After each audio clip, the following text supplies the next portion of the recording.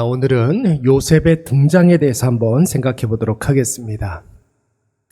오늘 본문의 말씀에서는 이삭이 죽고 난 이후에 야곱이 이삭이 머물렀던 가나안 땅에 머물렀다고 말하고 있습니다.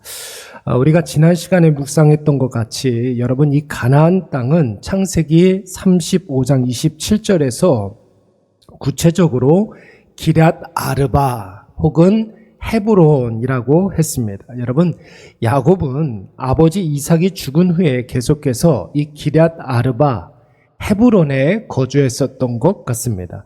여러분, 야곱 가문에게 있어서 이 헤브론 땅은 어떤 땅이었습니까?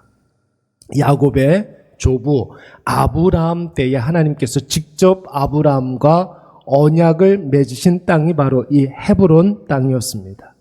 아들을 주시겠다고 했던 것이었고, 아브라함을 통해서 그의 모든 후손들이 복을 받을 것이다. 모든 민족이, 모든 열방이 아브라함을 통해서 복을 받을 것이다. 이렇게 약속하신 땅이 바로 이 헤브론 땅이었습니다. 그래서 이삭도 그동안 브엘세바에 살고 있다가 그의 노년에 헤브론으로 올라와서 그의 생을 마감하게 된 것이고, 오늘 야곱도 베델에 있다가 아버지 사라 생전에 이미 헤브론으로 올라와서 이삭의 임종을 지키고 그 헤브론 땅에 아버지 이삭을 장사 지내게 되었던 것입니다. 그리고 여러분, 여전히 야곱이 이 헤브론 땅에 지금 거주하고 있는 거예요.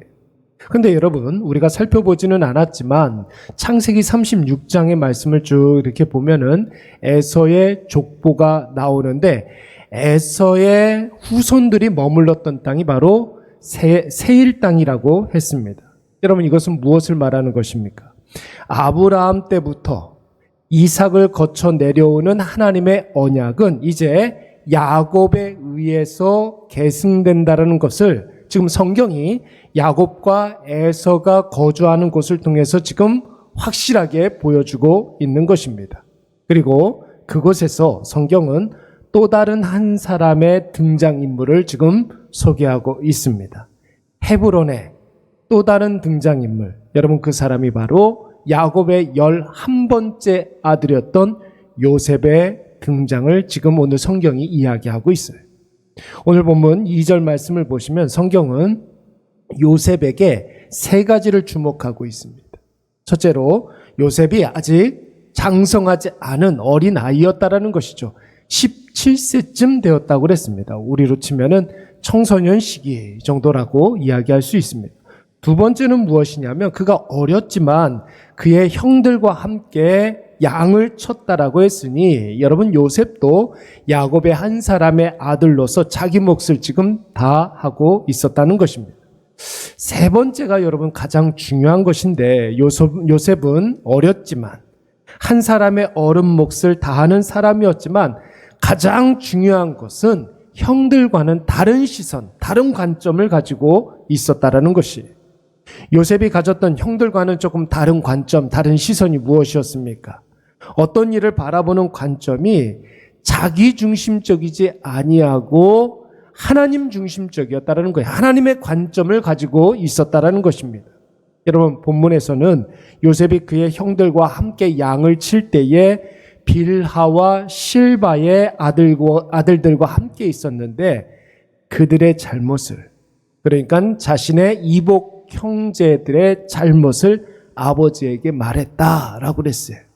여러분, 이 말씀을 문자적으로만 보면은 요셉이 형들을 고자질했다는 의미로 받아들일 수 있지만, 여러분, 본문에 나오는 이 잘못이라는 말은 그냥 옳고 그름의 그런 정도의 문제가 아니라 악한 일이라고 이야기하는 것입니다. 악한 일. 여러분, 잘못이라고 이야기하면 우리가 도덕적인 어떤 윤리적인 기준으로 생각해 볼 수 있지 않겠습니까? 그런데 악한 일이라고 하는 것은 하나님 앞에서의 악한 일입니다. 그냥 윤리적인 잘못을 말하는 것이 아니에요. 하나님 앞에서의 불법, 하나님 앞에서의 여러분 죄됨, 이런 것들을 뜻하는 말이죠. 그러니까 요셉은 형들이 아버지의 양을 착복하고 빼돌리고 유용하고 이런 정도의 것을 아버지한테 이야기했던 것이 아니라 형들이 하나님 앞에서 악한 일을 행한 것을 지금 야곱에게 고했다라는 것이에요. 여러분, 이 일이 얼마나 힘들고 어려운 일이겠습니까? 요셉은 여러분 17살밖에 되지 않았다라는 거예요. 상대는 그가 함께 자라온 피를 나눈 형제들입니다. 여러분, 그들은 아마도 요셉에게 그 악한 일을 같이 하자고 아마 회유했을 것입니다. 그 악한 일이 무엇인지는 잘 몰라도. 그러나 요셉은 그 일이 하나님 앞에서 악한 일이라는 사실을 금방 깨닫고 그 일에 대해서 선을 긋고 그 악한 일을 멈추게 하기 위해서 단호하게 아버지 야곱에게 이 일을 다 이야기했던 것입니다. 많은 분들이 요셉의 이러한 모습을 보면서 요셉이 좀 지혜롭지 못하다 이렇게 얘기하는 사람들도 있어요. 요셉이 인간관계가 좀 원만하지 못한 성격이다 이렇게 얘기하는 분들도 있죠. 또 어떤 분들은 요셉이 고자질쟁이다 이렇게 단순하게 이야기하시는 분들도 있습니다. 그러나 여러분, 인간적인 부분에서는 요셉이 결격이 있는 것처럼 보일지 몰라도 중요한 것은 오늘 성경이 요셉의 인격과 성품을 이야기하는 게 아니라는 것입니다. 지금 야곱의 아들들에게 하나님 보시기에 심각한 문제가 지금 벌어지고 있다는 것이죠. 여러분, 그 심각한 문제점을 오늘 요셉이 간파하고 있었던 것입니다. 왜 그렇습니까? 요셉은 인간 중심의 관점을 가진 자가 아니라 하나님 중심의 관점, 하나님의 마음, 하나님의 시선을 가진 사람이었기 때문에 그렇습니다. 하나님 편에서 생각하고 하나님 입장에서 바라보고 하나님의 시각, 하나님의 마음으로 모든 일들을 대하니까 하나님이 싫어하는 것을 요셉도 싫어하고 하나님이 좋아하는 것을 요셉도 좋아하고 하나님이 문제라고 생각하는 것을 오늘 요셉도 문제라고 생각한 것입니다. 사랑하는 여러분, 오늘 우리가 복된 성탄절을 맞이하게 되었습니다. 오늘날 우리가 사는 이 시대에는 성탄절을 대하는 두 가지 시선이 있어요.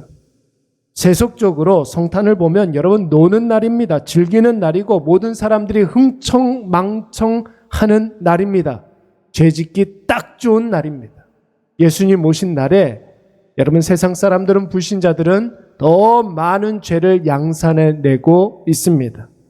그래서 여러분 아이러니하게도 구원이 있는 이 복된 성탄절에 죄 씻음의 역사를 체험하는 사람들보다 오히려 죄를 더 많이 쌓아놓는 사람들이 훨씬 더 많아지고 있는 것이죠.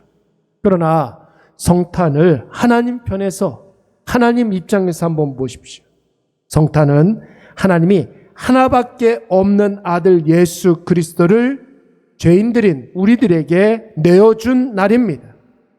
하나님 편에서는 피를 토하는 심정으로 결단한 날이고 이 성탄을 통해서 하나님은 본격적으로 세상을 판단하시고 심판하실 것입니다. 사랑하는 여러분, 요셉의 별명은 하나님과 함께함으로 형통케 된 자입니다. 요셉이 있는 곳에 형통함이 있을 수 있었던 이유는 무엇입니까? 요셉이 하나님의 시선, 하나님의 관점을 가지고 있었던 사람이기 때문에 그렇습니다. 이제 성탄을 맞이한 우리에게 바로 이 요셉의 관점이 있어야 할 줄로 믿습니다. 무엇이 옳고 무엇이 틀린가를 여러분 정확하게 판단하고 결단하고 행하시기 바랍니다. 그리고 여러분 옳은 것은 주저하지 말고 행하시고 이건 아니다 싶은 것은 요셉이 아버지 야곱에게 형들의 악한 일을 고했던 것처럼 자기에게서 과감히 끊어내시기 바랍니다. 성탄절에 죄에 빠져서 방황하는 영혼들에게 생명을 주신 기적의 날이라고 한다면 주님의 관점을 가진 자들에게는 반드시 그의 삶에 놀라운 반전의 역사가 일어날 줄로 믿습니다. 우리 말씀을 생각하면서 한번 기도하도록 하겠습니다. 나 중심의 관점에서 벗어나서 하나님 중심의 관점을 갖게 하여 주시옵소서. 기도하시고 오늘 내 앞에 일어나는 모든 일들을 말씀으로 판단하게 하시고 믿음으로 행하게 하여 주시옵소서.